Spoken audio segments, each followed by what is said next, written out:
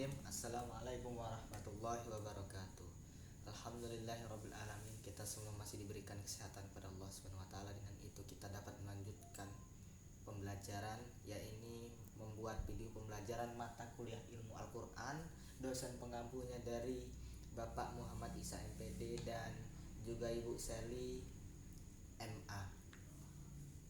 Di sini kita akan membahas tentang materi ayat muhkam, yaitu ayat yang maknanya jelas tanpa harus melalui proses penafsiran lebih mendalam, dan Allah sudah mencantumkan dalam Al-Quran surat Al-Imran ayat 7. Secara lebih spesifik, jika kita lihat antara ayat muhkam dan ayat mutasyabih, ayat muhkam ini maknanya lebih jelas karena tanpa harus membutuhkan penafsiran lebih mendalam, tapi artinya pun sudah memang jelas dan mudah dipahami, beda dengan ayat mutasyabih. Terus kalau ayat mutasyabih itu ada di Al-Quran surat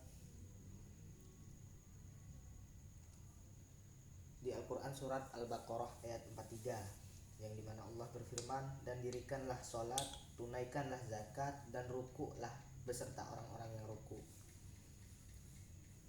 Dan Allah juga berfirman dalam Al-Quran surat Al-Isra ayat 32, dan janganlah kamu mendekati zina, sesungguhnya zina itu adalah suatu perbuatan yang keji dan suatu jalan yang buruk. Ayat muhkam itu menjadi rujukan utama dalam memahami ajaran Islam secara langsung dan praktis. Ciri-ciri dari ayat muhkam tersendiri itu maknanya jelas, tidak ada keraguan atau kekaburan dalam pemahaman ayat. Yang kedua, bersifat eksplisit, berisi hukum-hukum syariat yang tegas seperti tentang kewajiban sholat, zakat, atau larangan berzina dan mencuri.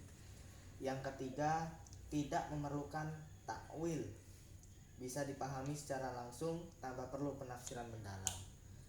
Jadi dapat kita simpulkan lagi bahwasannya ayat muhkam tidak perlu melalui tahap proses penafsiran lebih mendalam. Jadi sekian dari Tio. Bila ada kurangnya, Tio minta maaf. Dengan Allah Tio mohon ampun. Wallahul muwaffiq ila aqwamit thoriq. Assalamualaikum warahmatullahi